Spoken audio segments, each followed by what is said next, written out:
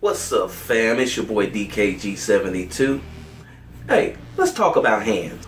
Artists tend to have a hard time drawing hands because hands have a lot of moving parts, and that's even before you add in fingers. So what I'm going to do today is I'm going to give you guys 3 tips on how to draw really dynamic hands with a little bit of practice.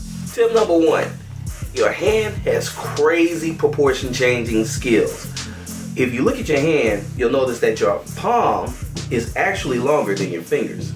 So you look right there, palm is longer than your fingers. Now, the other cool thing about your hand is that if you spread your fingers all the way out, your hand is actually wider than it is long. In fact, if you go from your inner elbow to your wrist, your hand is pretty much it's that long right there. So those are things to keep in mind when you're drawing. One more thing to keep in mind is that your hand is literally about 2/3 of the way away from 2/3 away from the top of your arm, and on top of that, it's about a quarter of what your arm is. So when you're drawing hands, keep those crazy proportion ideas in your head so that you can be able to manipulate them better, so that you can get the most out of your hands when you're drawing them. Tip number 2, your hand has its own personality. Remember this, no 2 hands are ever made the same. So when you look at your hands are always going to have unique attributes that are very unique to whoever the person is. Some people are going to have short, stubby fingers. Some people may have fingers, one may be super longer than the other. You know, your palm may be fatter than the other.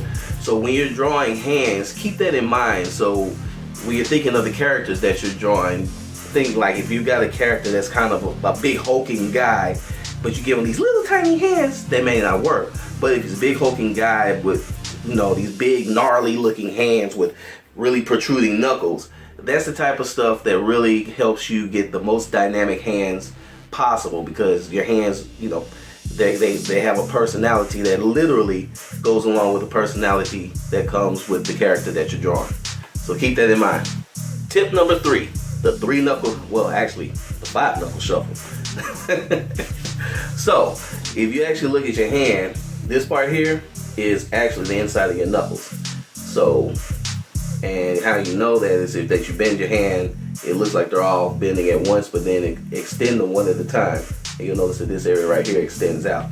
Now this is important because this is going to help you understand how to operate your hand moving forward.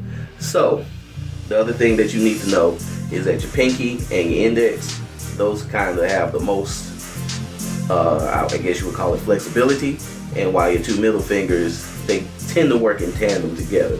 So when you're drawing hands, make sure that you understand how they work together, how they work in conjunction with each other, because that's actually going to give you some of the most dynamic, most dramatic looking hand motions possible. And if you understand how the wrist and everything works in conjunction with each other, you're really not going to have any kind of problem. Alright, so there you have it, fam. 3 tips on how to draw dynamic hands. So if you like this video, go ahead and hit that like button.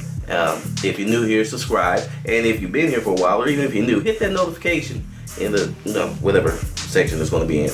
Just hit that, and then they'll always let you know when I put up new videos. Question of the day: what is it that you guys like or dislike about drawing hands?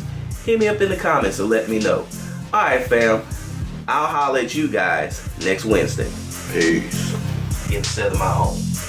Now these pens can be found pretty much anywhere, but especially on Amazon or jetpens.com, and you can